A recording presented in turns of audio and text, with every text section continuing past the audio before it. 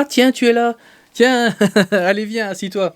Tiens, c'est bien que tu sois là parce qu'aujourd'hui, on va parler d'un sujet extrêmement important qui est la propriété et par extension la liberté qui disparaît d'une façon sournoise et dont la masse ne se rend même pas compte et ça a des conséquences très concrètes sur ta vie, à toi qui m'écoutes. Et à la fin de la vidéo, je vais vous expliquer comment facilement vous protéger.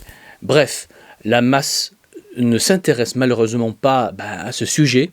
On peut même dire que la majorité des gens se fichent comme de l'an 40, sauf une petite poignée d'élite, une élite nouvelle dont vous faites partie si vous regardez cette vidéo jusqu'au bout, en laissant un pouce bleu et en vous abonnant à la chaîne pour me soutenir, car on va parler du grand reset et de notre grand prophète Klaus Schwab, le Santa Claus, comme dirait l'autre, le plus grand homme du 21e siècle et du 22e siècle, le plus grand Allemand sur Terre qui n'a jamais vécu et qui a écrit un livre. Et si l'histoire nous apprend une chose, est que lorsqu'un Allemand, quand un grand Allemand écrit un livre, il faut le lire. Mais passons ce petit point Godwin au passage. Alors souvent on entend ici et là que la perte de notion de propriété est très vague, que c'est du complotisme, ou on entend l'autre extrême, que la police va venir chez vous pour vous prendre votre maison et votre argent, pour vous mettre dans un camp ou je ne sais quoi. Bref, dites-vous que ces deux visions sont fausses.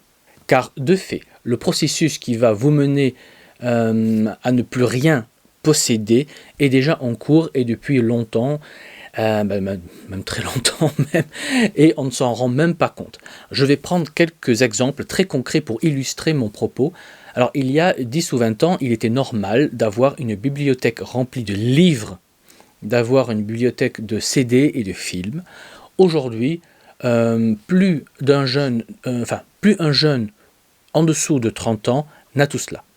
Car ils ont des livres électroniques sur tablette ou autre support, ils ont des plateformes en ligne de streaming comme Netflix ou Disney+, ou etc. et j'en passe.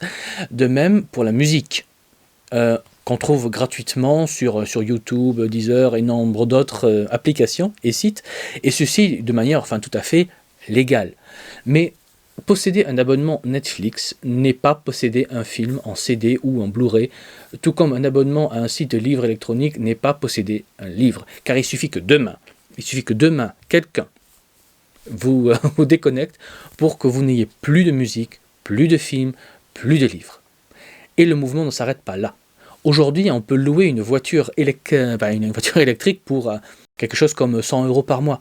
Donc à terme, pourquoi posséder une voiture si on peut en louer une à bas coût?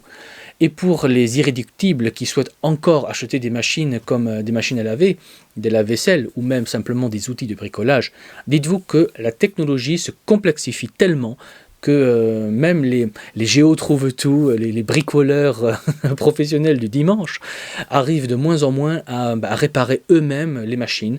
Il faut au mieux des pièces détachées, mais demandez à vos pères, à vos grands-pères. Ils arrivaient à l'époque avec 3 boulons à réparer leur voiture ou moto. Mais aujourd'hui, tout est tellement électronique et complexe que ce n'est plus du tout possible. Il en va de même pour les outils agricoles. Un fermier, avant, savait bricoler son tracteur, mais aujourd'hui, tout est électrifié et il faut des puces et autres trucs et bidules pour réparer un simple pièce, truc, ou pour réparer la moindre panne. Donc, la liberté de pouvoir réparer des outils et machines soi-même a aussi quasiment disparu. Et si vous ne me croyez pas, faites l'expérience de simplement vouloir changer un phare avant sur votre voiture moderne. Vous n'y arriverez pas, car il faut démonter tout le tableau de bord pour y arriver, et ce n'est pas à la portée du premier bonhomme venu. Et cela est vrai aussi pour les téléviseurs, les ordinateurs. D'ailleurs, avant, quand on achetait un ordinateur, on avait un back-office avec Word, Excel et compagnie fourni à vie avec l'ordinateur et puis gratuitement. Maintenant, il faut payer tous les ans pour ces services. On a même des voitures allemandes où il faut payer un abonnement pour avoir des options comme les sièges chauffantes. Donc là où je veux en venir est simple. Le système ne va pas vous envoyer la police vous exproprier. Il suffit d'avoir un abonnement pour tout et de tout rendre irréparable soi-même. Si vous pensez que j'exagère, regardez plus loin. Regardez plus loin. Aujourd'hui, on peut prendre un abonnement pour se faire livrer de la nourriture plus ou moins bio. Après, on a les grands classiques. On a un abonnement pour être fourni en eau potable. On a un abonnement pour être fourni en électricité chez EDF. On a des mutuelles et autres assurances. Donc, on ne s'en rend pas compte.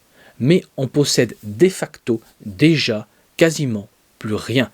Et avec la mise en place de ces crédits à taux variables dont j'avais fait une vidéo, eh bien, posséder sa maison va devenir très difficile. Donc, on ira louer sa maison. Et dites-vous que dès 2027, vous ne posséderez plus votre argent non plus, car avec l'euro numérique, votre argent aura une date de péremption. Cela veut dire que vous aurez un mois, ou à peu près plus, on ne sait pas encore, pour dépenser votre argent, sinon cet argent ne vaudra plus rien. Et ce système permet de faire consommer quand il faut de la croissance et permet de réduire la consommation quand il faut lutter contre l'inflation. Donc au final, que possédez-vous réellement? Eh bien, vous ne possédez réellement que ce que le système ne peut contrôler. Donc, commencez par posséder de quoi assurer vos besoins vitaux de base. Donc, produisez votre eau potable, même si ce n'est qu'en faisant bouillir de l'eau de pluie dans une marmite. Ensuite, produisez votre nourriture dans votre verger, potager et poulailler et ayez un poêle à bois pour pouvoir produire vous-même votre chaleur et cuisson de vos repas.